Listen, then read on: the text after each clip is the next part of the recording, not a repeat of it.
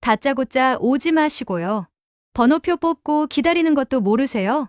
25살쯤 되어 보이는 창구 직원이 던진 말 한마디에 제 가슴이 뻥 뚫린 듯 멍해졌습니다. 그 순간 주변의 모든 소음이 사라지고 오직 그 목소리만 귓가에 얼음 쏜 곳처럼 박히는 것 같았어요.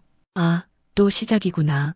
늙었다는 이유 하나로 세상이 내게 던지는 무심한 돌팔매질이 손에 든 낡은 가방끈을 나도 모르게 꽉 움켜쥐었습니다. 이른 평생 굳은 살이 박힌 내 손이 오늘따라 유난히 더 초라하게 느껴졌습니다. 그 직원의 눈에는 제가 이 세상에 더는 필요 없는 낡고 불편한 존재로만 보였겠지요. 그러나 그땐 아무도 몰랐을 겁니다. 잠시 후 지점장이 얼굴이 새하얗게 질려 뛰쳐나오고 저 오만한 젊음이 내 발치에 무너지게 될 줄은. 구독 버튼을 눌러주시면 매주 감동적인 실제 사연을 들려드립니다. 오늘의 사연 시작합니다. 은행 안을 가득 채운 인공적인 냉기와 광을 낸 대리석 바닥에 규칙적으로 울리는 날카로운 구두 소리가 오늘따라 유난히 제 신경을 사포처럼 긁어댔습니다. 번호표를 뽑아주는 차가운 기계 앞에서 잠시 머뭇거렸을 뿐인데 그 짧디 짧은 찰나가 마치 수많은 사람 앞에 발가벗겨진 채 세워진 듯한 끔찍하고도 굴욕적인 형벌의 시간처럼 영원처럼 길게만 느껴졌습니다. 제게 지울 수 없는 모욕을 안겨준 이민이라는 명찰을 단 젊은 직원은 이제는 제 존재를 머릿속에서 완전히 지워버린 듯 따분한 표정으로 하품까지 섞어가며 반짝이는 모니터에 코를 박고 있었습니다. 그 모습이 어찌나 얄밉고 괘씸하던지 속에서 시커먼 불덩이가 울컥 치솟는 것 같았습니다. 하지만 보이지 않는다고 해서 느낄 수 없는 것은 아니었습니다. 모든 방향에서 날아와 제 등 뒤에 예리한 화살처럼 박히는 시선들을 저는 온몸의 신경을 곤두세워 똑똑히 느끼고 있었습니다. 스마트폰 화면에 시선을 고정한 채 연신 미간을 찌푸리는 젊은 남자의 얼굴에 스친 노골적인 짜증, 칭얼대는 아이를 달래느라 진땀을 빼던 젊은 엄마가 제게 던지는 딱하기도 하지라는 동정 어린 눈빛, 그리고 무엇보다 견디기 힘들었던 것은 제 등 뒤에서 들려오는 노골적이고도 잔인한 수군거림이었습니다. 어휴, 저 할머니 때문에 순서가 밀리잖아. 답답해 죽겠네. 요즘 어르신들은 저런 거 하나 하기도 힘드시지. 딱해라 쯧쯧. 자식들은 도대체 뭐 하는지 몰라. 이런 건 좀 제대로 가르쳐서 보내야 하는 거 아니야? 민폐도 저런 민폐가 없지. 동정인 척 교묘하게 포장된 비수 같은 말들이었습니다. 타인의 사정은 조금도 헤아리지 않는 지독히도 이기적이고 무책임한 동정. 그 말들은 보이지 않는 거대한 돌덩이가 되어 제 어깨를 사정없이 짓눌렀습니다. 얼굴이 뜨거운 용광로처럼 달아올라 도저히 고개를 들 수가 없었습니다. 평생 누구 앞에서도 허리 한번 굽히지 않고 하늘을 우러러 한 점 부끄럼 없이 꼿꼿하게 살아왔다고 자부했는데 70이라는 나이에 저는 이름도 얼굴도 모르는 사람들 앞에서 큰 죄라도 지은 죄인처럼 고개를 숙이고 있었습니다. 내가 대체 무슨 죄를 지었단 말인가 곰곰이 생각해 보았습니다. 가난한 집에 태어나 제대로 배우지 못했던 것도 여자라는 이유만으로 무시당하며 살아야 했던 모진 세월도 다 제 힘으로 제 의지로 이겨냈습니다. 캄캄한 새벽 4시에 일어나 머리에 광주리를 이고 시장 좌판을 펼쳤고 남들 다 가게 문 닫고 잠자리에 들 시간에 홀로 남아 그날의 장부를 정리하며 밤을 지새웠습니다. 세 자식 입에 따뜻한 밥 들어가는 것만 봐도 배가 부르다며 정작 저는 남은 반찬에 맹물 한 사발로 끼니를 때우기 일쑤였습니다. 그렇게 피와 땀으로 눈물로 악착같이 살아온 결과가 고작 번호표 하나 뽑을 줄 모른다는 이유로 받는 경멸과 무시란 말인가. 늙었다는 죄. 참으로 가혹하고 참담했습니다. 세상이 제게 내린 이 잔인한 형벌 앞에서 저는 속수무책으로 무너져 내리고 있었습니다. 바로 그때였습니다. 창구 너머의 이민이라는 직원이 옆자리 동료와 무언가 소곤거리며 저를 힐끗 쳐다보는 것이 두 젊은이가 입을 가리고 키득거리며 웃는 그 모습, 그 눈빛에 담겨 있는 명백한 조롱과 비웃음이 제 눈에 똑똑히 박혔습니다. 그 순간 제 안에서 무언가 단단히 버티고 있던 마지막 끈이 툭 하고 끊어지는 소리가 났습니다. 심장을 짓누르던 깊고 서러운 슬픔이 용암처럼 들끓는 분노로 변하는 것은 정말 한순간이었습니다. 그래, 나는 늙었습니다. 당신들처럼 손가락 몇 번 까딱해서 세상 모든 일을 척척 처리하지도 못하고 번쩍이는 새 기계 앞에서는 길 잃은 아이처럼 버벅거리기도 합니다. 하지만 그것이 당신들이 내 70년 인생을 길가의 먼지처럼 하찮게 여기고 내 마지막 남은 자존심을 이토록 함부로 짓밟아도 된다는 뜻은 결코 아닐 겁니다. 나도 모르게 꽉 쥐고 있던 주먹에 바싹 힘이 들어갔습니다. 날카로운 손톱이 살갗을 깊게 파고드는 아픔보다 심장을 갈기갈기 후벼 파는 이 참을 수 없는 모멸감이 몇천 배, 몇만 배는 더 아팠습니다. 할머니, 아직도 못하셨어요? 에휴, 정말 그냥 제가 해드릴 테니 이리 와보세요. 이번에는 아예 저를 말기도 못 알아듣는 철부지 어린아이 취급하며 이리 오라 손짓까지 합니다. 그 거만함으로 가득 찬 베풀물 가장한 오만한 친절이 제 가슴속에 꺼져가던 마지막 인내의 불씨마저 완전히 꺼뜨리고 그 자리에 시커먼 분노의 불길을 활활 지폈습니다. 그래, 어디 한번 해보자꾸나. 내가 그토록 잘라서 앉아있는 그 투명한 유리창 안의 세계가 내가 벌레 보듯 무시하는 이 늙은이의 손에서 나왔다는 것을 알게 되면 과연 어떤 표정을 지을지 내가 아주 똑똑히 내 두 눈으로 똑똑히 지켜봐 주마. 평생을 참고 또 참으며 좋은 게 좋은 거라며 살아왔던 내가 난생 처음으로 참지 않기로 결심한 순간이었습니다. 나는 천천히 아주 천천히 땅에 박혀있던 고개를 들었습니다.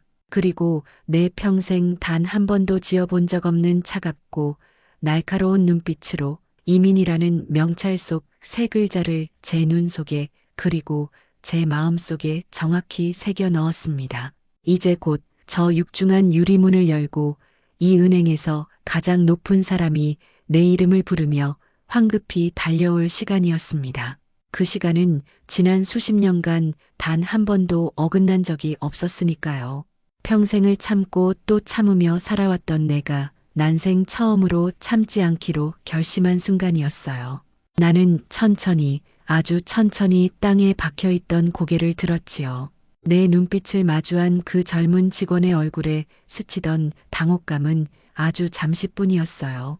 아마도 순순히 고개를 숙이고 물러나리라 생각했던 늙은이가 감히 자신을 똑바로 쳐다보리라고는 상상도 못했을 테지요.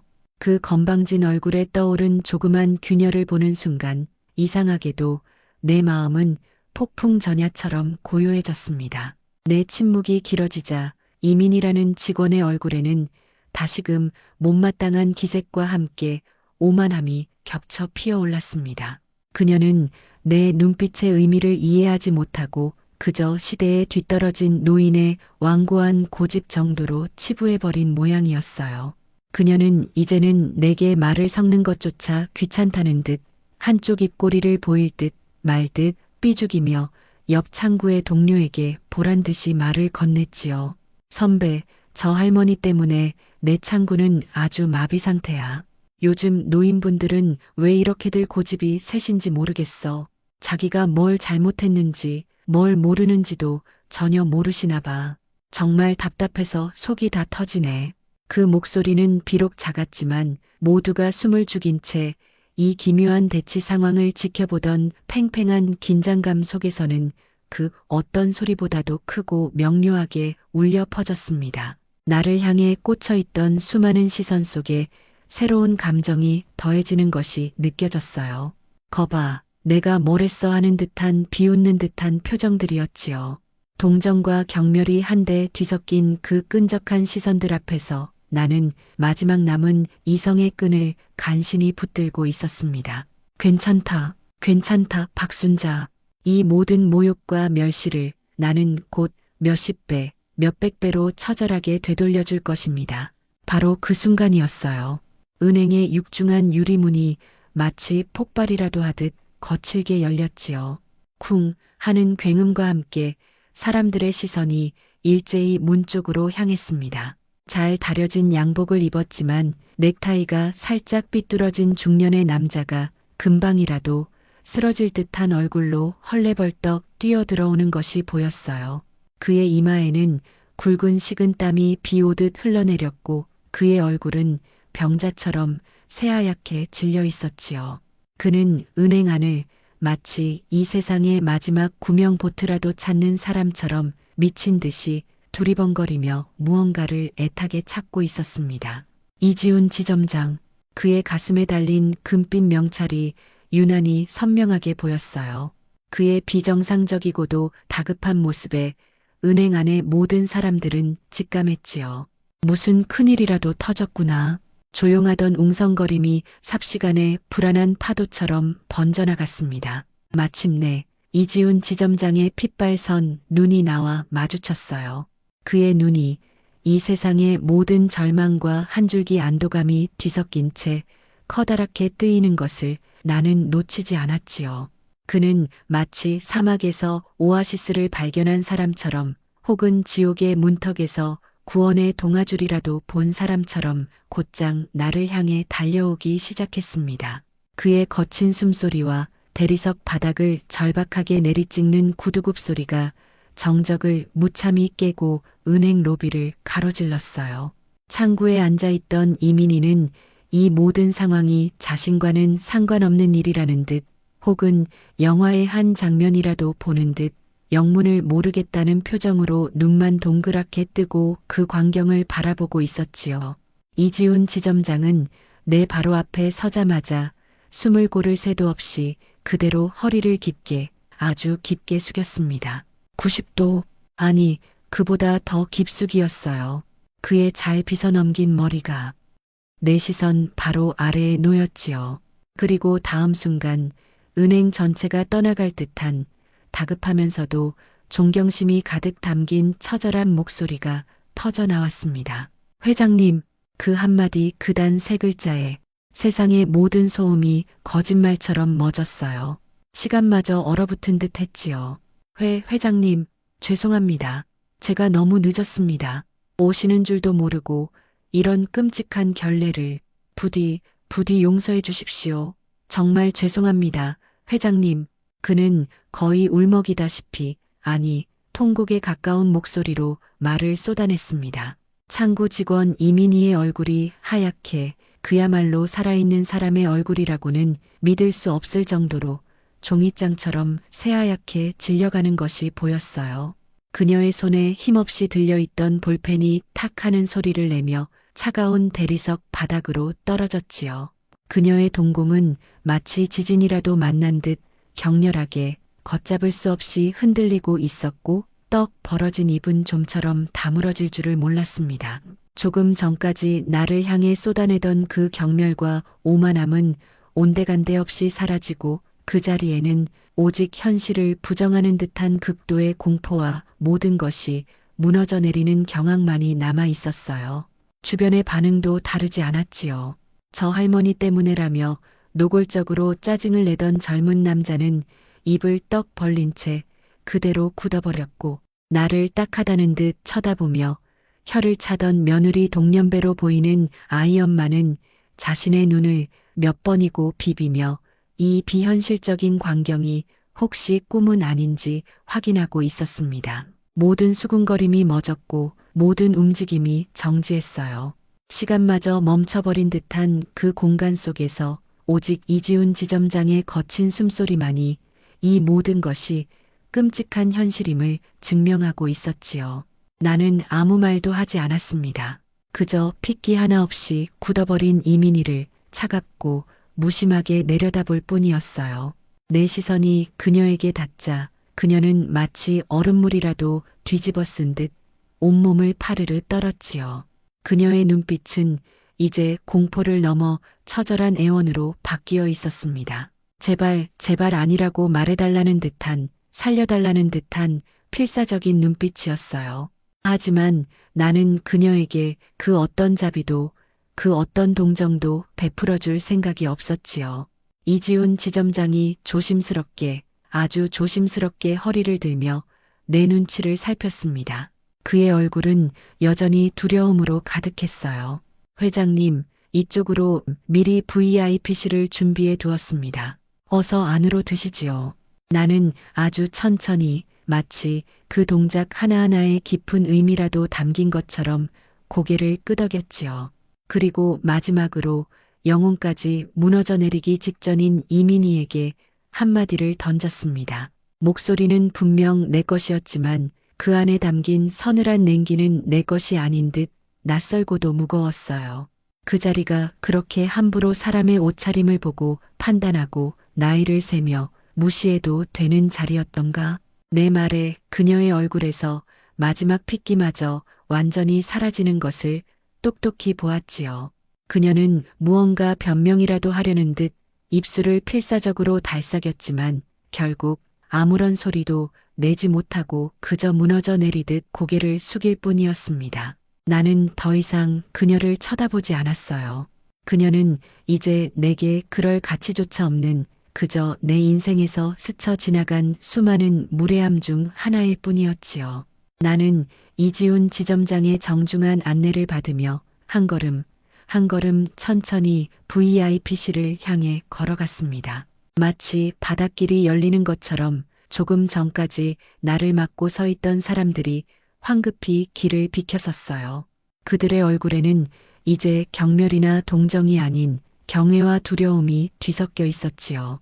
내가 지나가는 길 위로 그들의 무거운 시선이 죄책감처럼 내려앉았습니다. 묵직한 원목으로 만들어진 VIP실의 문이 열리고 나는 그 안으로 들어섰어요. 문이 닫히는 순간 바깥 세상의 모든 혼란과 소음이 완벽하게 차단되었지요. 나는 방금 전까지 나를 짓누르던 그 모든 멸시와 모욕이 저 두꺼운 문 밖에 남겨졌음을 느꼈습니다. 속이 후련했지만 동시에 아주 깊은 씁쓸함이 파도처럼 밀려왔어요. 왜 나는 내 이름과 내 지위가 밝혀지고 나서야 비로소 한 인간으로서의 존중을 받을 수 있는 것일까요? 이 통쾌한 역전의 끝에서 나는 조금도 웃을 수가 없었지요.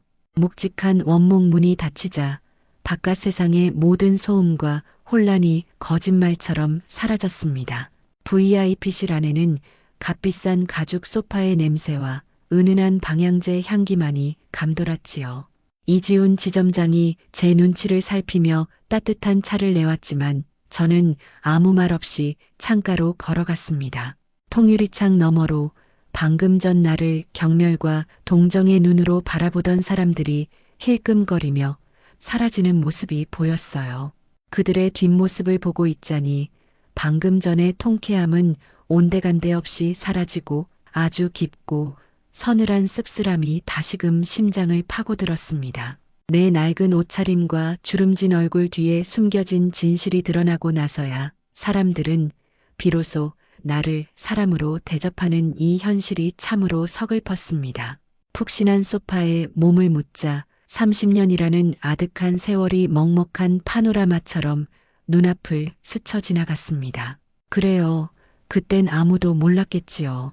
제가 어떤 삶을 살아왔는지, 이 은행 건물이 서 있는 이 단단한 땅을 제가 어떤 눈물과 땀으로 한 줌 한 줌 다져왔는지를 그날도 오늘처럼 유난히 뼛속까지 시린 바람이 불던 날이었습니다. 39, 하늘 같던 남편을 갑작스러운 사고로 먼저 떠나보내고 새 아이와 함께 이 세상에 덩그러니 남겨졌던 그의 겨울이었지요. 남편의 영정사진 앞에서 울 힘조차 없었습니다. 슬퍼할 겨를도 사치였어요. 당장 오늘 저녁 아이들 입에 들어갈 밥 한 숟갈이 막막했으니까요. 가진 것이라고는 시장 골목 가장 후미지고 볕도 들지 않는 구석에 얻은 2평 남짓한 작은 가게와 절대 이대로 무너지지는 않겠다는 독한 마음뿐이었습니다. 가게 문 위에 서툰 글씨로 내건 순잔의 반찬. 그것이 제 남은 인생의 전부이자 새 아이를 지켜줄 마지막 보루였습니다. 새벽 3시 닭 우는 소리도 들리지 않는 캄캄한 시간에 저의 하루는 시작되었습니다. 살을 애는 새벽 공기를 가르며 가게에 도착해 꽁꽁 얼어붙은 수도꼭지를 뜨거운 물로 녹여가며 찬물에 손을 담그면 날카로운 한기가 뼛속까지 파고들어 온몸을 훑고 지나갔습니다. 손가락 마디마디가 끊어질 듯 아려왔지만 멈출 수는 없었어요. 쉴 틈 없이 시금치를 다듬고 당근에 묻은 흙을 털어내고 밤새 불린 고사리를 삶았습니다. 20kg은 좋게 넘는 무거운 양념통을 하루에도 수십 번씩 들고 나르느라 어깨는 늘 커다란 돌덩이를 얹은 듯 뭉쳐 있었고 하루 종일 서서 일하느라 저녁이 되면 다리는 코끼리처럼 퉁퉁 부어 감각조차 없었지요. 하지만 제 걱정을 하는 시간은 사치였습니다. 가게 한편에 마련한 작은 쪽방에서 새근새근 잠든 아이들 얼굴을 보고 있으면 지독한 피곤함도 사무치는 서러움도 다 잊을 수 있었으니까요. 엄마, 손이 왜 이렇게 차가워? 꼭 얼음 같아. 잠결에 깬 막내가 제 손을 자기 볼에 가져다 대며 말했을 때 저는 아무렇지 않은 척 환하게 웃으며 대답했습니다. 엄마 손은 원래 시원해. 우리 막내 더울까봐 식혀주려고. 아이의 머리를 쓰다듬는 내 손등 위로 뜨거운 눈물 한 방울이 툭 떨어졌지만 아이는 어둠 속에서 알지 못했을 겁니다. 엄마의 차가운 손이 실은 얼마나 뜨거운 눈물을 밤새 삼키고 있었는지를. 시장은 또 다른 정글이자 전쟁터였습니다. 여자가, 그것도 과부가 혼자 장사를 한다는 것은 쉬운 일이 아니었어요. 텃세는 상상 이상으로 혹독했습니다. 바로 옆 가게 욕쟁이 할머니는 제가 손님을 다 끌어간다며 아침마다 제 좌판 앞에 재수 없다며 소금을 뿌려댔고 건너편 건어물 가게 아저씨는 애들 아빠 없어서 힘들겠다며 가짜는 농담을 던지며 추근대기 일쑤였지요. 하루는 제가 아이들 저녁밥을 챙겨주러 잠시 자리를 비운 사이 제 좌판 위에 누군가 시커먼 음식물 쓰레기를 통째로 쏟아놓고 간 적도 있었습니다. 그날따라 유난히 색이 곱게 묻혀졌던 나물 반찬들이 더럽고 역한 냄새가 나는 쓰레기와 뒤엉켜 있는 것을 보는 순간 정말 하늘이 무너지는 것 같았습니다. 다리에 힘이 풀려 그 자리에 주저앉았고 눈앞이 캄캄해졌어요. 시장 바닥에 얼굴을 묻고 엉엉 목 놓아 울고 싶었습니다. 다 포기하고 싶다는 생각이 독초처럼 목구멍까지 차올랐습니다. 하지만 저는 그럴 수 없었습니다. 집에서 이제나 저제나 엄마가 언제 올까? 나를 기다리는 새 아이의 얼굴이 아른거렸기 때문입니다. 엄마, 오늘 장사 잘 됐어? 하고 물어올 아이들의 초롱초롱한 눈망울을 제가 세상의 전부인 그 아이들을 차마 외면할 수가 없었어요. 저는 이를 악물고 일어섰습니다. 치가 떨리는 분노를 터져나오는 눈물을 꿀꺽 삼키며 더러워진 반찬들을 맨손으로 쓸어 담았습니다. 그리고 다시 새 나물을 묻혔습니다. 내 눈물 한 방울이 내 아이들의 밥 한 숟갈이 된다고, 내 자존심 한 조각이 내 아이들의 옷 한 벌이 된다고 생각하며 버텼습니다.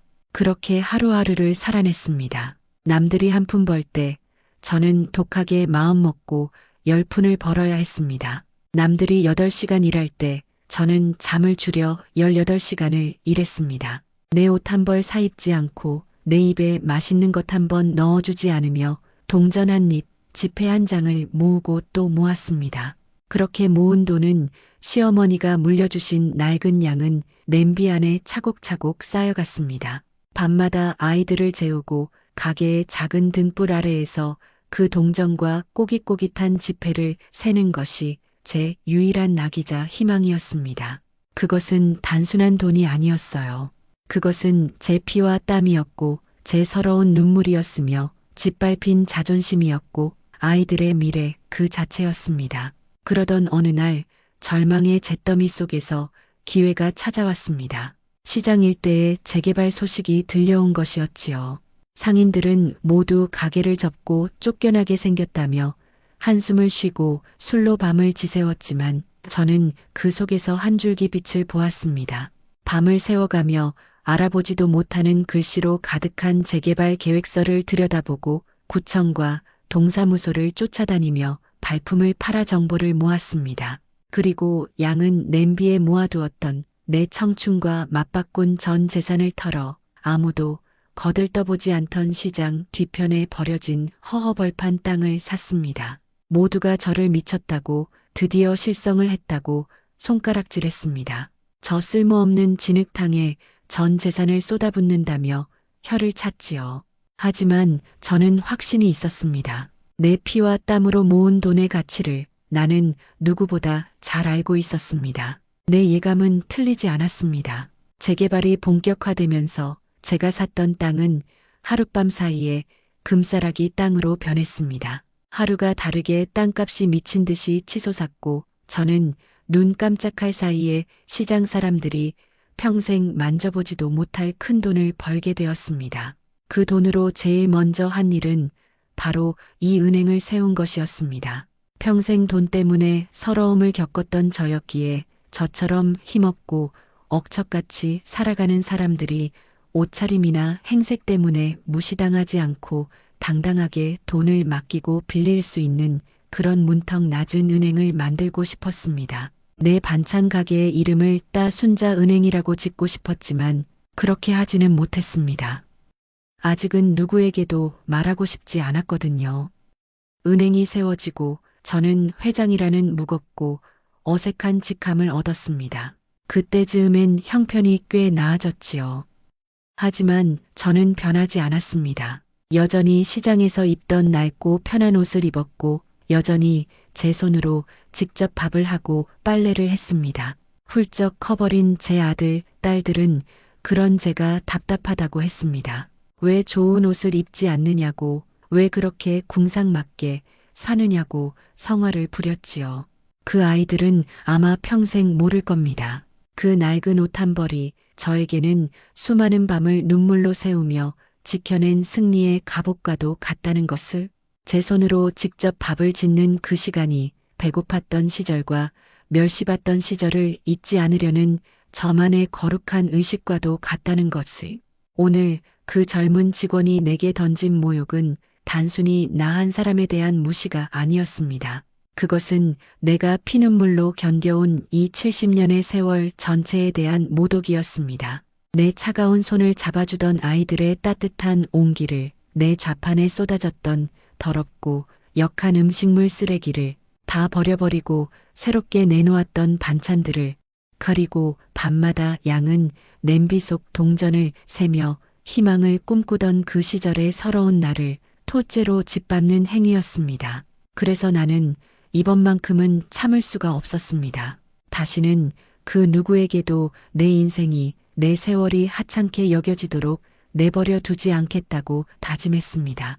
통유리창에 비친 내 얼굴 위로 30년 전 39 젊은 날의 도끼 서린 내 모습이 겹쳐 보였습니다.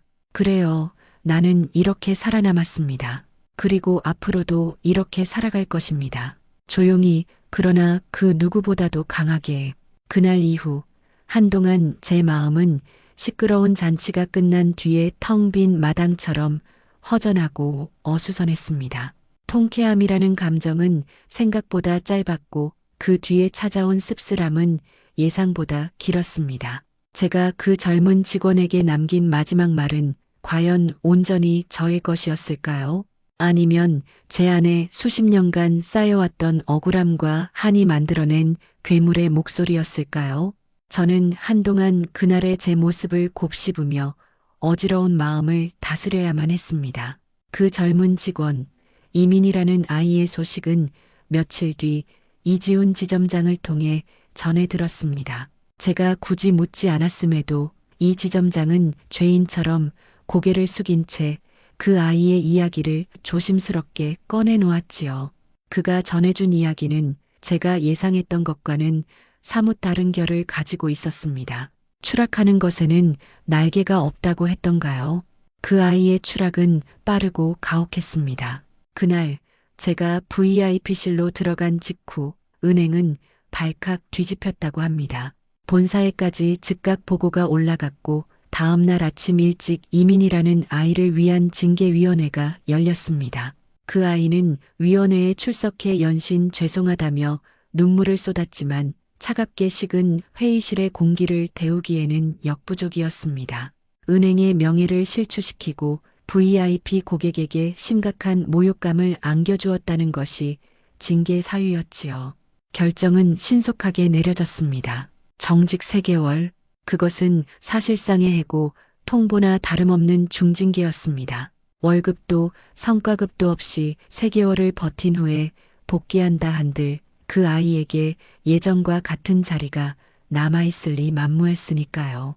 그 아이는 징계 통보를 받은 날 자신의 사물함을 정리하며 소리도 내지 못하고 오랫동안 울었다고 합니다. 어깨를 들썩이며 눈물을 참는 그 모습을 동료들은 그저 멀리서 안타깝게 바라볼 수밖에 없었지요. 조금 전까지 함께 웃고 떠들던 동료들은 이제 그녀에게 쉽게 말을 걸지 못했습니다. 그녀는 이제 동료가 아닌 큰 사고를 친 문제아가 되어버렸으니까요. 그렇게 그 아이는 은행이라는 견고한 성에서 완벽하게 혼자가 되었습니다. 이지훈 지점장은 차마 그 아이에게 무어라 말을 건네지 못하고 그저 무거운 마음으로 위로금을 따로 챙겨주었다고 했습니다. 그 아이는 아무 말 없이 그 돈 봉투를 받아들고는 몇 번이고 허리를 숙여 인사한 뒤 도망치듯 은행을 빠져나갔다고 합니다. 그 뒷모습이 어찌나 위태로워 보이던지 금방이라도 부서져 내릴 것만 같았다고요. 저는 그 이야기를 들으며 아무런 대답도 하지 않았습니다. 인과응보라고 자기가 저지른 일에 대한 대가를 치르는 것이라고 생각하려 애썼습니다. 하지만 마음 한구석이 자꾸만 따끔거리는 것은 어쩔 수가 없었습니다. 그 아이의 이야기는 거기서 끝이 아니었습니다. 이 지점장은 어렵게 말을 이었습니다. 그 아이가 왜 그렇게 돈에 악착 같았는지, 왜 그렇게 고객을 외모로 판단하는 실수를 저질렀는지 그 이유에 대해서 말입니다. 이민이라는 아이는 25의 나이에 한 집안의 가장이나 다름없었습니다. 공사장에서 일을 하다 허리를 다쳐 몇 년째 병상에 누워 계신 아버지와 그런 아버지를 간병하며 식당 허드렛 일로 겨우 생계를 돕는 어머니, 그리고 아직 교복도 벗지 못한 2명의 어린 동생들까지 4식구의 생계가 오롯이 그 아이의 어깨에 달려 있었던 겁니다. 매달 들어가는 아버지의 병원비와 약값, 동생들의 학비와 생활비, 그 아이가 버는 뻔한 월급으로는 감당하기 벅찬 무게였겠지요. 그래서 그 아이는 늘 조급했다고 합니다. 단 한 명의 고객이라도 더 받아 실적을 올려야 했고 단돈 10,000원이라도 더 벌기 위해 악착같이 일해야만 했습니다. 그러다 보니 어느 순간부터 사람을 사람으로 보지 않고 실적이 되는 고객과 시간만 뺏는 고객으로 나누어 보기 시작했던 겁니다. 제 낡은 옷차림과 어눌한 행동은 그 아이의 눈에는 그저 자신의 귀한 시간을 낭비하게 만드는 아무런 도움도 되지 않는 짐으로만 보였겠지요. 그것이 변명이 될 수는 없습니다. 그 어떤 사정이 있다 한들 사람을 함부로 대하고 모욕을 주어도 되는 이유는 없으니까요. 하지만 그 이야기를 듣고 있자니 제 마음속에 있던 단단한 분노의 벽에 조금씩 금이 가기 시작했습니다. 그 아이의 오만한 얼굴 뒤에 숨겨져 있던 절박함과 고단함이 마치 30년 전 시장 바닥에서 발버둥 치던 제 젊은 날의 모습과 겹쳐 보였기 때문입니다. 돈 때문에 서러움을 겪고 돈 때문에 자존심을 버려야 했던 그 시절의 내가 그 아이의 모습 위에 아프게 포개졌습니다. 정직 처분을 받은 후 그 아이는 곧바로 아르바이트를 구하러 다녔다고 합니다. 하지만 경력이 단절된 25의 여자에게 세상은 냉혹했습니다. 편의점, 식당, 카페, 수십 군데에 이력서를 넣었지만 돌아오는 대답은 없었습니다. 그 아이는 매일 밤 병든 아버지가 잠든 후에야 지친 몸을 이끌고 집으로 돌아왔고 아무것도 모른 채 잠든 동생들의 얼굴을 보며 소리 없이 눈물을 삼켰다고 합니다. 그러던 어느 날 그 아이는 저를 찾아 나서기 시작했습니다. 처음에는 그저 자신의 징계를 풀어달라고, 다시 은행에 복귀할 수 있게 해달라고 애원하기 위해서였을지도 모릅니다. 하지만 저를 찾으면 찾을수록 그 아이의 마음은 조금씩 변해갔다고 합니다. 저에 대해 수소문하는 과정에서 제가 어떤 삶을 살아왔는지 어렴풋이 전해 듣게 된 것이지요. 시장에서 반찬 장사를 시작해 지금의 부를 이루기까지의 과정을 알게 되면서 그 아이는 비로소 자신이 얼마나 어리석고 끔찍한 잘못을 저질렀는지 깨닫게 되었다고 합니다. 그것은 단순한 실수가 아니었습니다. 한 인간이 자신의 피와 땀으로 일궈낸 존엄한 인생 전체를 자신의 얄팍하고 오만한 기준으로 함부로 재단하고 짓밟아버린 폭력이었습니다. 그 사실을 깨달은 순간 그 아이는 더 이상 자신의 복직을 위해서가 아니라 인간 대 인간으로서 진심으로 용서를 구해야겠다고 마음먹었다고 합니다. 하지만 세상 그 누구도 제 거처를 알려주지 않았습니다. 그 아이는 매일같이 은행 주변을 맴돌고 제가 나타나기만을 기다렸다고 합니다. 혹시나 하는 마음에 제가 이 은행의 건물주이기도 하다는 사실을 알아내고는 건물관리사무소에도 찾아가 보았지만 문전박대를 당하기 일쑤였지요. 그날도 이민이라는 아이는 텅 빈 눈으로 은행 건물을 하염없이 올려다보고 있었다고 합니다. 자신이 그토록 자랑스러워했던 직장이 이제는 자신이 감히 들어갈 수도 없는 거대한 성처럼 느껴졌겠지요. 떨어지는 건 쉬워도 다시 올라가는 건 어렵다는 말처럼 한번 떨어진 그 아이는 다시 날아오를 방법을 찾지 못한 채 차가운 아스팔트 위에서 길을 잃고 서 있었습니다. 이지훈 지점장의 이야기가 끝났을 때 저는 오랫동안 아무 말도 할 수 없었습니다. 제 안에서 두 개의 마음이 격렬하게 싸우고 있었습니다. 내가 뿌린 씨앗이니 내가 거두어라라고 외치는 냉정한 마음과 오죽했으면 그랬을까라며 가엾어하는 마음이, 과연 나는 그 아이를, 내 70년 인생을 송두리째 부정했던 이민이라는 아이를 용서할 수 있을까요? 아니, 용서해야만 하는 걸까요? 저는 그 답을 찾지 못한 채 깊은 생각에 잠겼습니다. 은행에서의 소동이 있고 몇 주가 지났습니다. 그날의 통쾌함은 마치 한여름 밤의 소나기처럼 잠깐 시원했을 뿐 제 마음은 폭풍이 핥히고 간 자리에 억지로 세운 모래성처럼 위태롭고 불안하기만 했습니다. 그날 제가 은행의 주인이자 회장이라는 사실이 밝혀진 순간 저는 어쩌면 제 인생에서 가장 소중한 것을 잃었을지도 모른다는 불길한 예감에 사로잡혔습니다. 세상 모든 고난을 이겨냈다고 생각했지만 정작 가장 높고 험준한 산은 가장 가까운 곳에 있었던 모양입니다. 내가 평생을 바쳐 지키고 싶었던 그 단단한 울타리, 내 아들 성민이와 그 가족들에게 나는 과연 어떤 존재로 남게 될까요?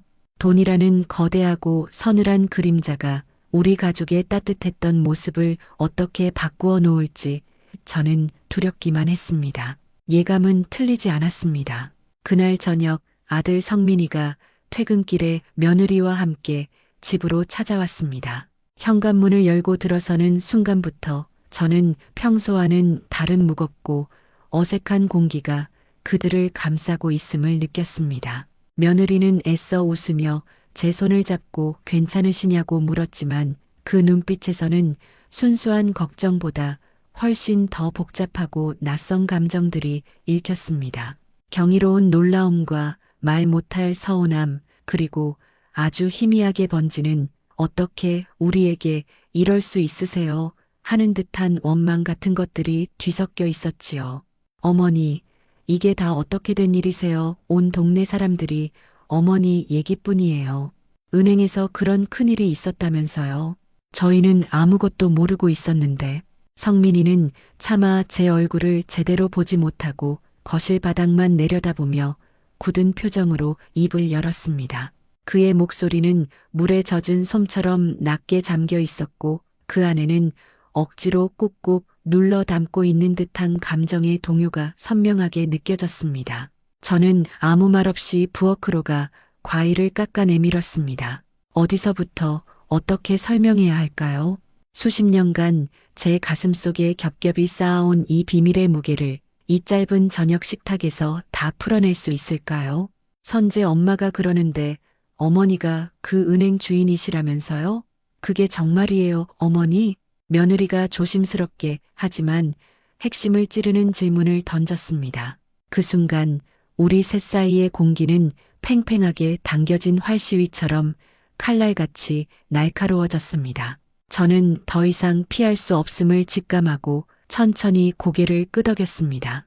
더 이상 숨길 수도 숨겨서도 안 되는 일이었습니다. 그래, 맞다. 내가 그 은행 주인이다. 제 대답에 아들 내외는 잠시 말을 잃었습니다. 그들의 얼굴에 떠오른 표정은 충격 그 자체였습니다. 평생을 시장에서 허드렛 일이나 하며 자식들이 주는 용돈 몇 푼에 아이처럼 좋아하던 늙은 어머니가 실은 자신들이 평생 일해도 만져보지 못할 엄청난 부를 가진 사람이었다는 사실을 어떻게 받아들여야 할지 모르는 듯 했습니다. 어머니, 그럼 그동안 왜 저희한테 단 한마디도 말씀하지 않으셨어요? 아들 성민이의 목소리가 물기를 머금은 채 떨려왔습니다. 왜 평생을 그렇게 사셨어요?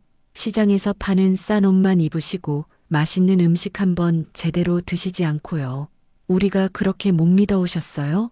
자식한테 그 정도 얘기도 못할 만큼 저희가 그렇게 남만도 못했냐고요. 아들의 원망 섞인 절규가 예리한 파편이 되어 제 가슴을 후벼 팠습니다. 그래요. 저 아이는 저렇게 생각할 수밖에 없겠지요. 제 어미의 깊은 속내도 모르고 그저 자식을 믿지 못해 모든 것을 숨겼다고 생각하며 상처받았겠지요. 성민아, 그런 게 아니야. 어미가 너희를 못 믿어서가 아니었어. 그럼 뭔데요? 뭔데 자식을 이렇게 비참하고 한심하게 만드세요? 동네 사람들이, 회사 사람들이 저한테 뭐라고 하는지 아세요? 제 엄마가 그런 엄청난 부자인 줄도 모르고 월급에 쪼들려 사는 등신 같은 놈이라고 다들 저를 손가락질한다고요. 장모님은 또 뭐라고 하시는지 아세요? 내 딸 고생만 시킨다고 처가에 손 벌릴 줄이나 알았지. 제 어미 재산 하나 제대로 몰랐던 거냐고 저를 얼마나 나무라시는지 아시냐고요. 며느리가 다급하게 성민이의 팔을 잡았지만 한번 터져 나온 아들의 감정은 댐이 무너진 듯 쏟아져 나왔습니다. 평생을 제 속 한번 썩이지 않고 성실하고 착하게만 살아온 아들이었습니다. 그런 아들이 지금 돈 때문에, 내가 평생 자식을 위해 숨겨온 그 돈 때문에 속절없이 무너지고 있었습니다.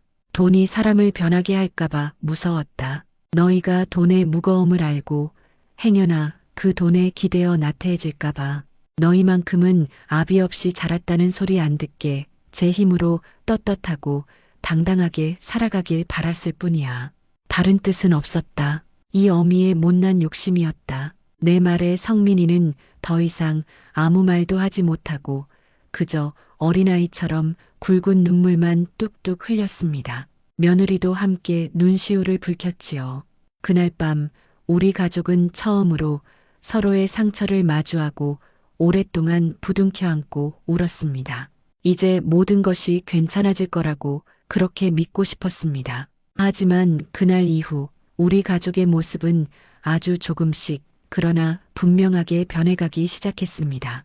아주 사소한 것들부터 말입니다. 며느리는 더 이상 제게 어머니, 이 반찬은 좀 짜네요 같은 투정을 부리지 않았고 성민이는 무슨 말을 하기 전에 제 눈치를 보는 일이 잦아졌습니다. 예전처럼 스스럼 없이 엄마, 제발 지난번 사드린 옷 좀 입으세요. 그만 아끼시고요.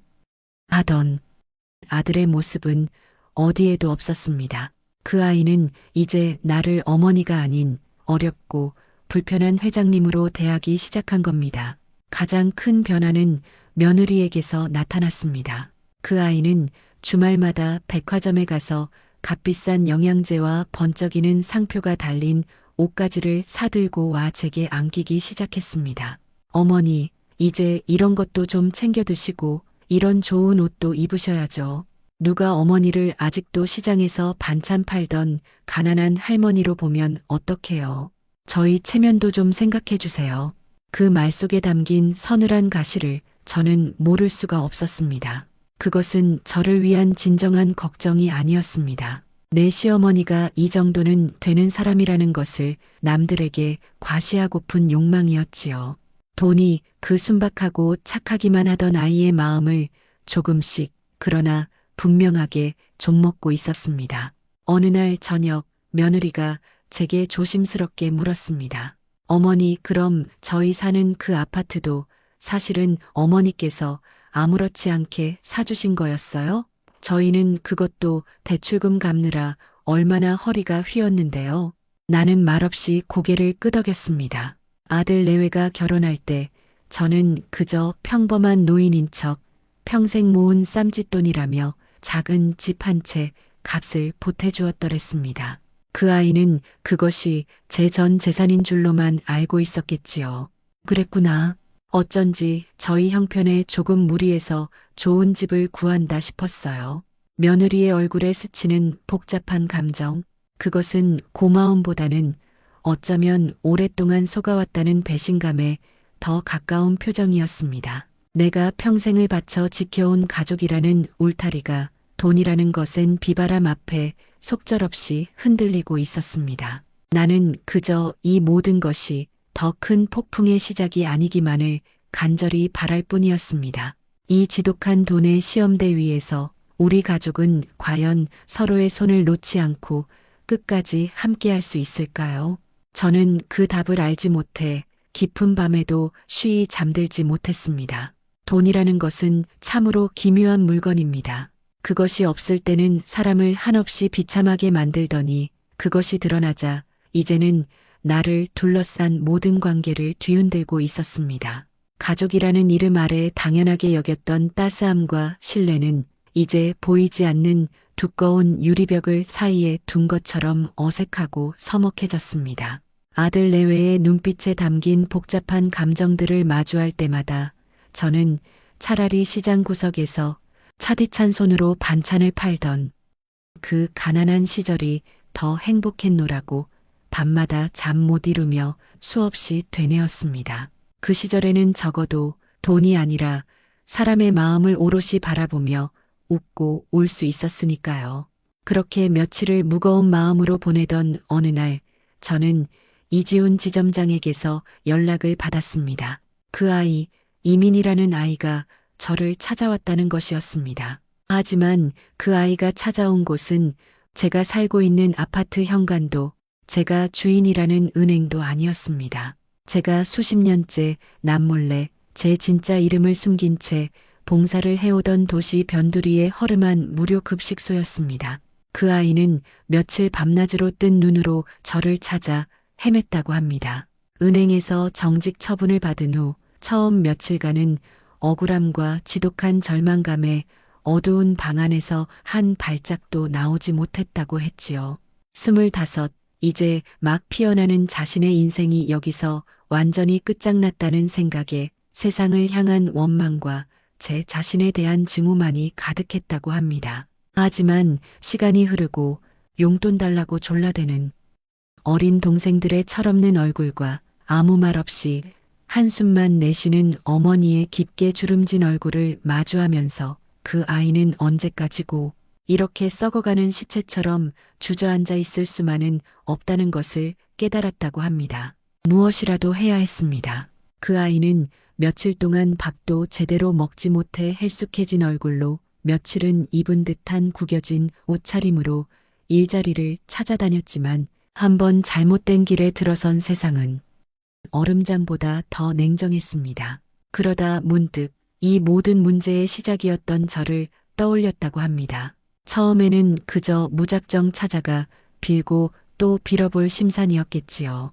자신의 딱하고 가여운 사정을 눈물로 이야기하고 한 번만 기회를 달라고 애원하면 마음 약한 늙은이가 혹시라도 동정심에 용서해주지 않을까 하는 얄팍하고 이기적인 계산이었을 겁니다.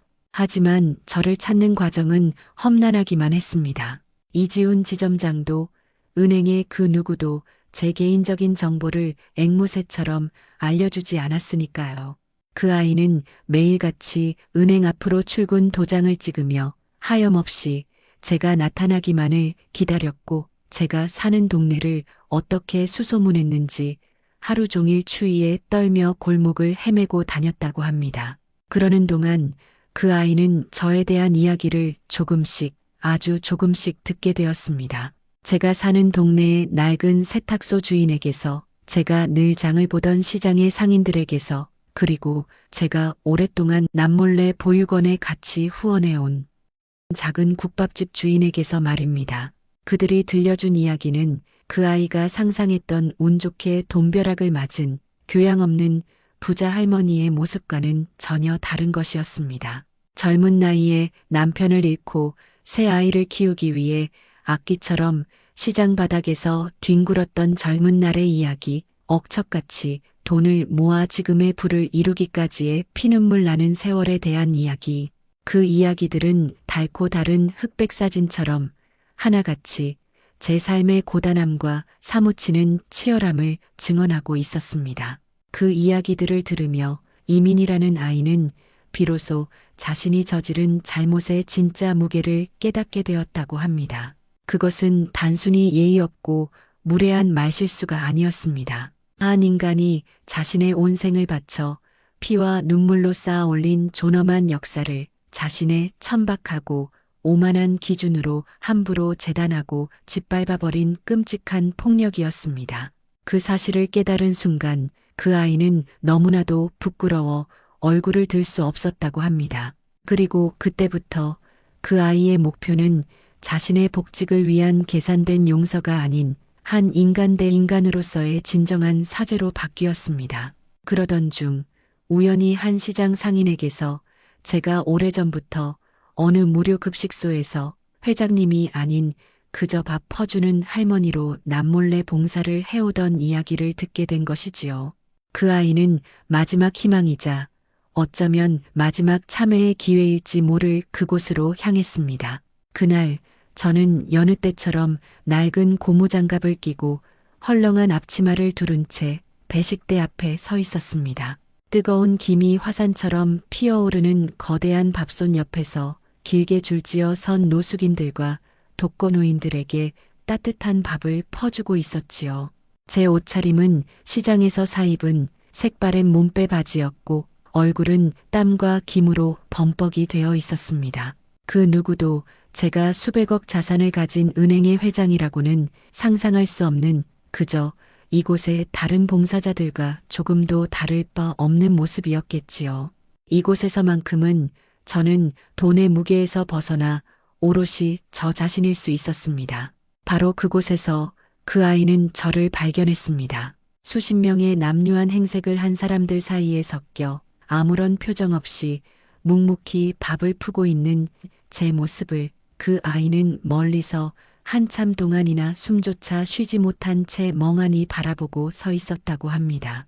자신이 그토록 경멸했던 늙고 초라한 할머니의 모습. 하지만 지금 그 아이의 눈에 비친 제 모습은 은행의 화려하고 차가운 조명 아래 서 있던 그 어떤 고고한 VIP보다도 더 크고 더 위대하고 더 아프게 보였다고 합니다.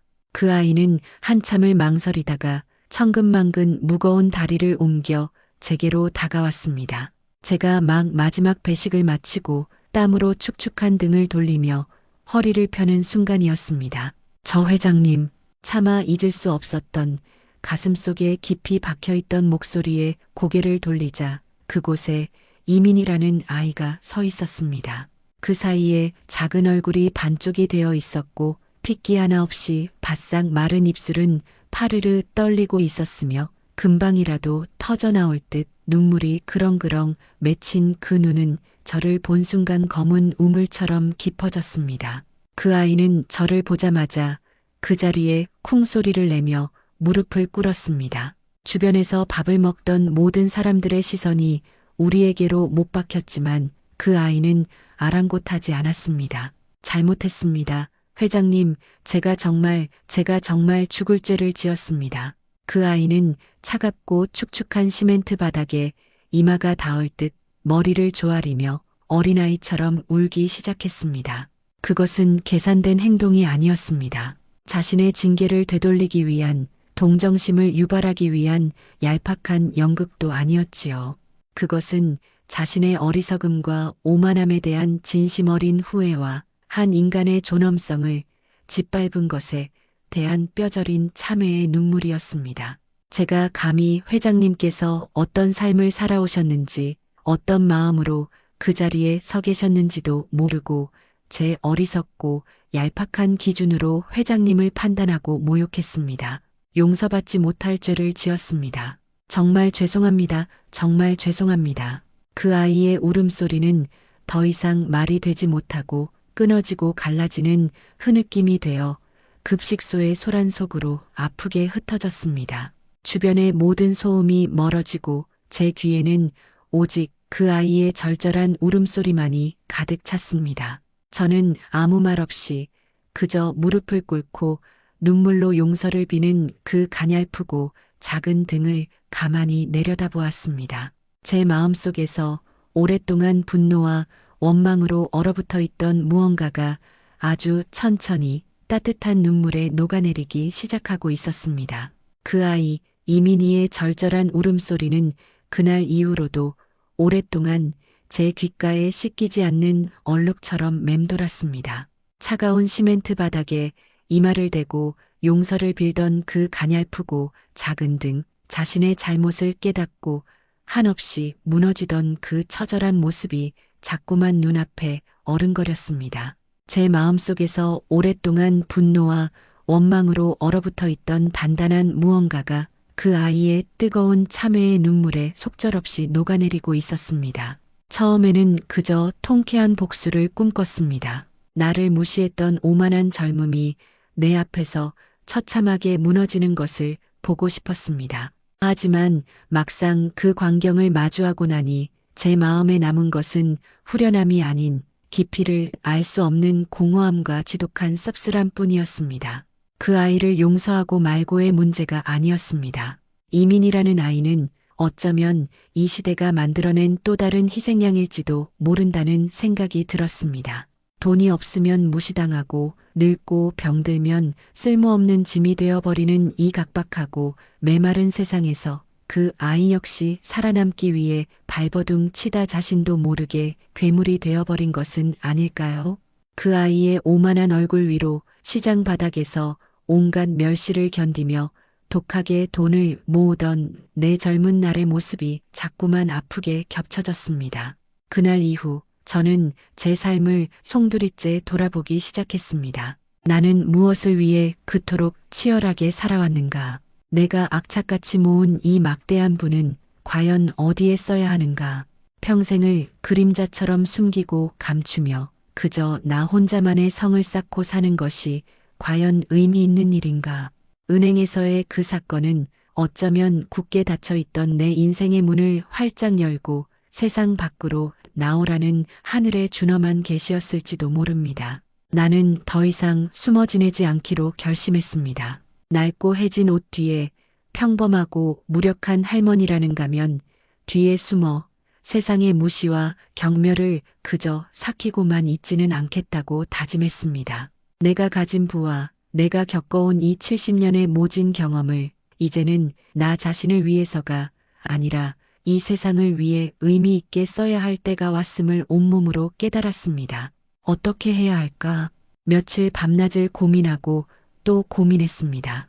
그저 이름 모를 단체에 돈을 기부하는 것은 가장 쉬운 일이었습니다. 하지만 그것은 진정한 해결책이 될 수 없었습니다. 내가 원하는 것은 일시적인 도움으로 사람들의 동정을 사는 것이 아니었습니다. 나는 이 세상의 근본적인 무언가를 바꾸고 싶었습니다. 나처럼 나이가 들었다는 이유로 혹은 가난하다는 이유로 더 이상 누구도 서러운 눈물을 흘리지 않는 세상을 만드는데 내 남은 인생을 바치고 싶었습니다.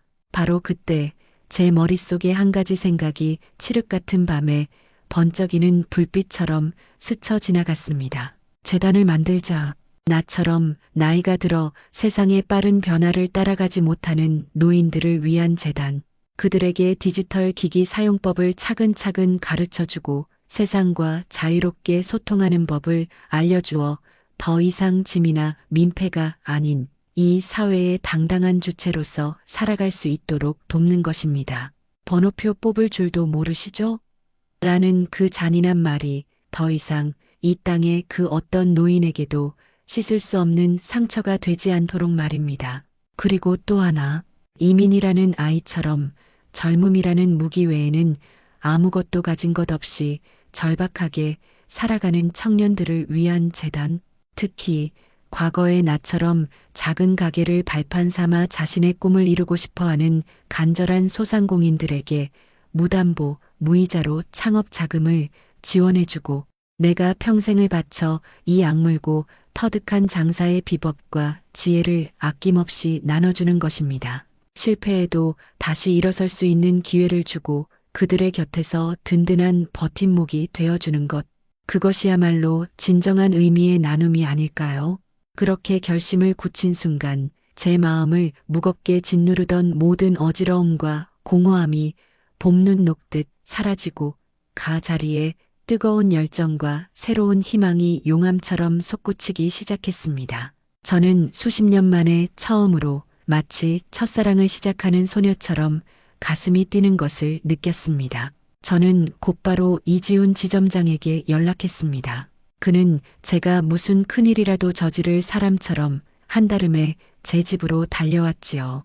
그는 제가 틀림없이 이민이라는 아이의 거취에 대해 논의하리라 생각했는지 시종일관 불안하고 죄스러운 표정으로 제 눈치를 살폈습니다. 지점장, 내가 사람을 하나 찾고 있소. 제 말에 그의 얼굴이 하얗게 굳는 것이 보였습니다. 그 아이, 이민이라는 아이 말이요. 연락할 방도가 있겠소? 회장님, 그 직원은 이미 저희가 규정대로 엄중하게 벌을 주려는 게 아니요. 기회를 주려는 거지. 저는 제 생각을 차분하고도 힘주어 설명하기 시작했습니다. 재단을 만들고 싶다고. 이 땅에 소외된 노인들과 절박한 청년들을 위한 재단을 세워 내 남은 인생을 바치고 싶다고. 그리고 그 재단의 첫 번째 직원으로 이민이라는 아이를 채용하고 싶다고 말입니다. 자신의 잘못을 뼈저리게 뉘우치고 세상에 가장 낮고 차가운 곳까지 떨어져 본 그 아이라면 다른 사람의 아픔을 그 누구보다 잘 이해하고 진심으로 보듬어 줄 수 있을 거라는 믿음이 있었습니다. 제 이야기를 듣는 내내 이지훈 지점장의 표정은 놀라움에서 충격으로 그리고 이내 깊은 감동과 존경으로 시시각각 바뀌어 갔습니다. 그는 제가 그저 한 직원의 처벌을 원하리라 생각했던 자신의 짧고 어리석은 생각이 부끄럽다며 고개를 숙였습니다. 회장님, 제가 정말 사람을 잘못 보았습니다. 회장님의 그 크고 깊은 뜻을 제가 감히 헤아리지 못했습니다. 어떤 도움이든 필요하시면 제 모든 것을 걸고 돕겠습니다.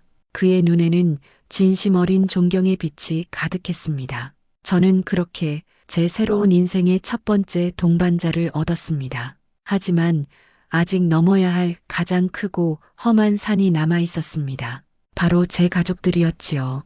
그날 저녁 저는 아들 내외를 다시 집으로 불렀습니다. 그리고 떨리는 마음으로 제 결심을 이야기했습니다. 제 재산의 대부분을 사회에 환원하여 재단을 만들겠다고. 어머니, 지금 제정신이세요?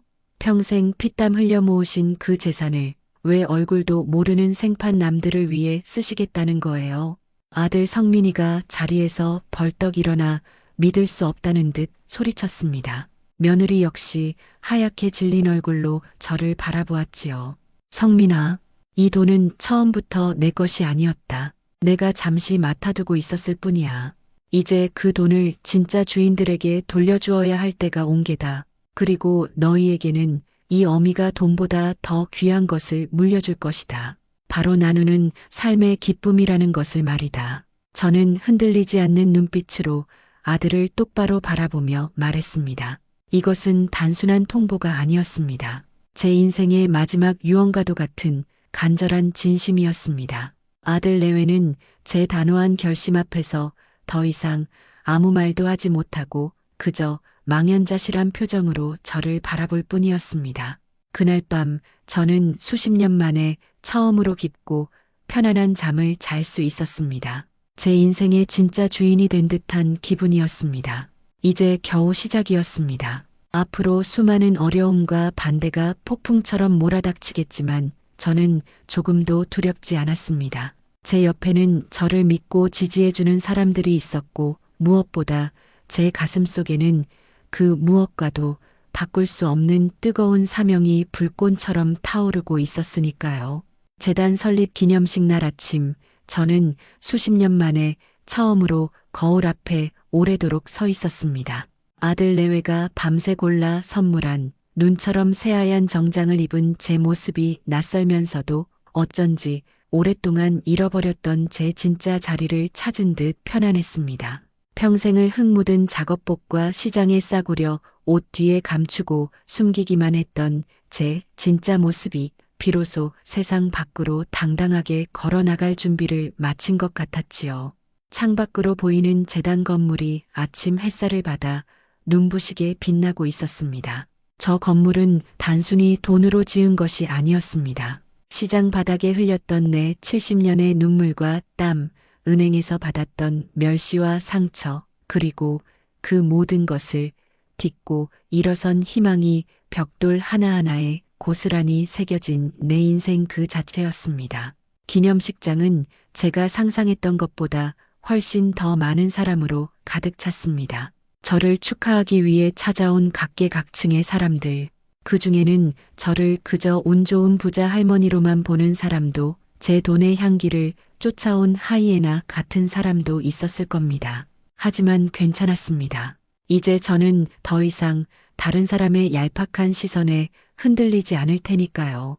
제 눈에 들어온 것은 맨 앞자리에 앉아 초조함과 기대가 뒤섞인 눈으로 저를 바라보는 아들 내외의 얼굴과 행사장 한쪽 구석에서 제 일처럼 분주하게 움직이며 땀을 닦는 이지훈 지점장의 모습, 그리고 맨 뒷자리에 차마 안으로 들어오지도 못한 채 문틈으로 안을 엿보는 은행 사건 이후 뼈만 남은 듯 헬쑥한 얼굴의 이민이라는 아이였습니다.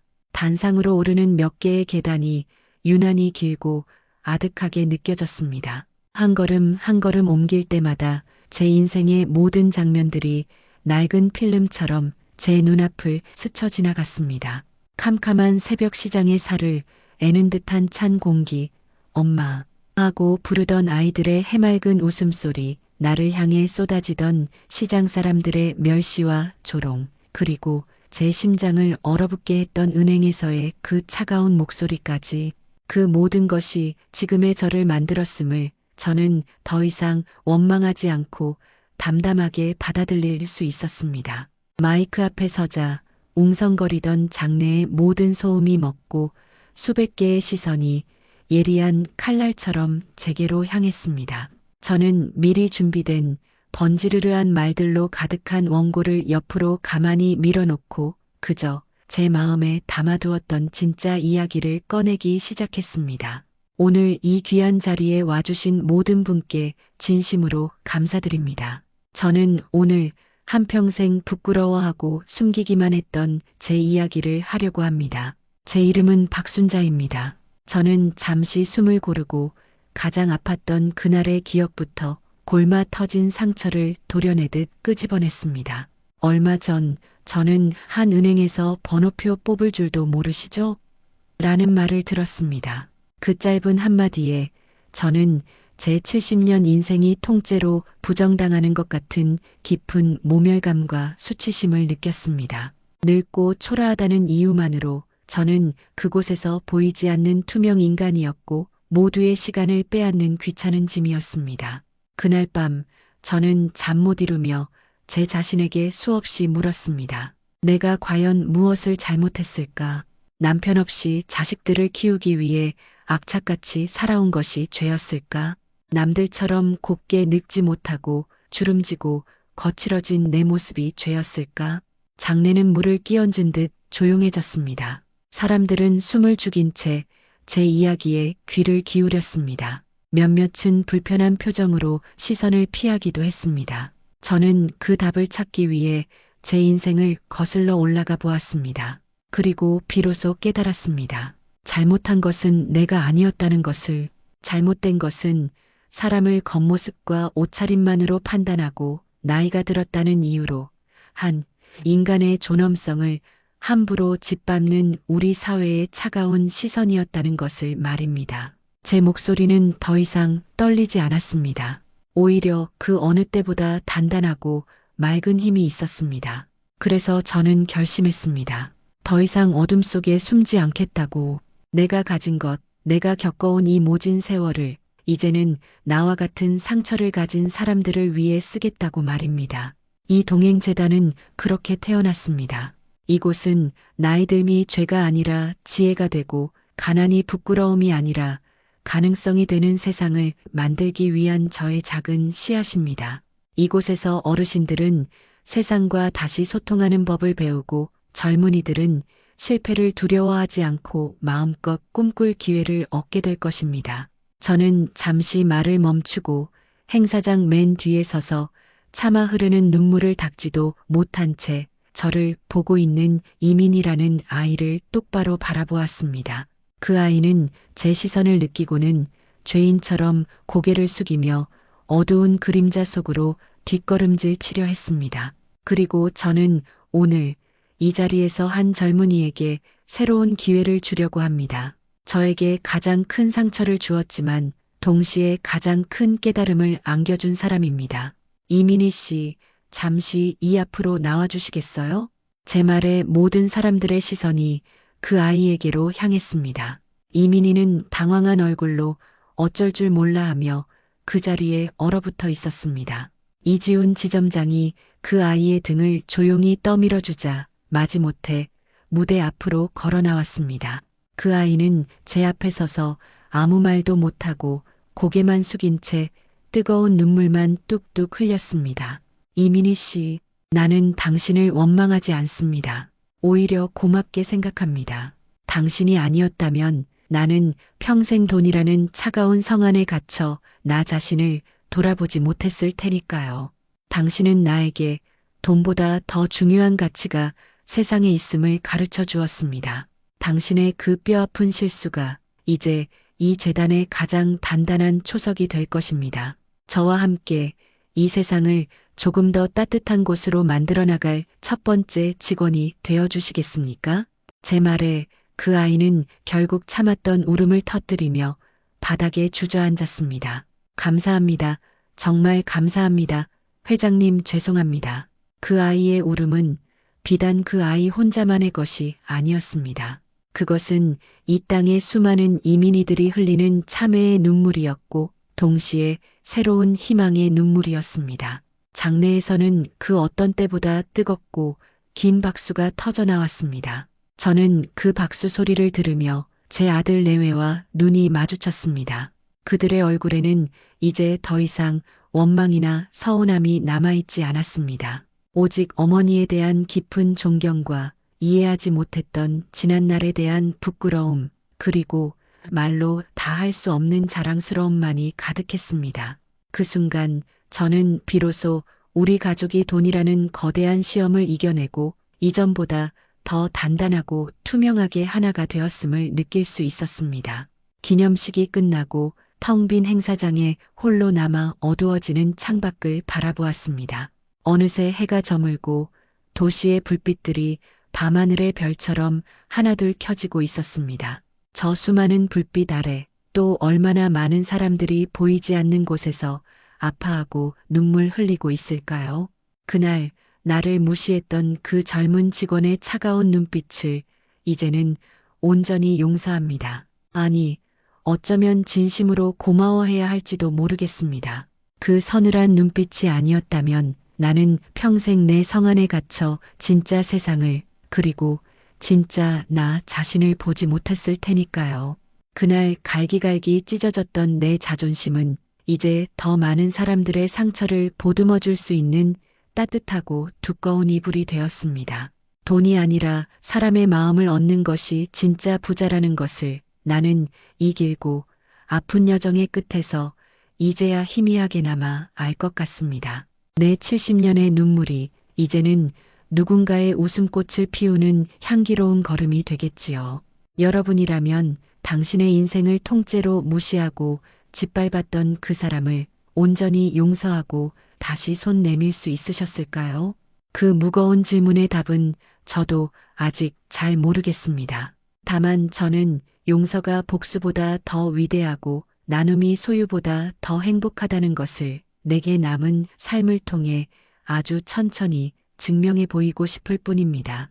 이 이야기는 섣부른 편견이 한 사람의 인생에 얼마나 큰 상처를 남길 수 있는지, 그리고 진정한 용서와 나눔이 어떻게 우리 자신을 구원하고 더 나은 세상을 만드는지 보여주고자 했습니다. 우리 인생에는 후회되는 순간이 있기 마련이에요. 이민희처럼 섣부른 판단으로 누군가에게 깊은 상처를 주었을 수도 있고, 박순자처럼 한순간의 모멸감에 분노와 쌉쓸함에 사로잡혀 있을 수도 있죠. 하지만 중요한 건 그 후 우리가 어떤 선택을 하느냐입니다. 과거는 바꿀 수 없지만 우리의 미래는 바로 오늘의 선택에 달려 있으니까요. 어쩌면 여러분 주변에도 진심으로 용서를 구하는 사람이 있을지도 모릅니다. 혹은 여러분 자신이 누군가를 용서해야 할 순간을 마주하고 있을 수도 있겠지요. 오늘 이야기가 여러분의 마음에 작은 위로와 따뜻한 용기가 되었기를 진심으로 바랍니다.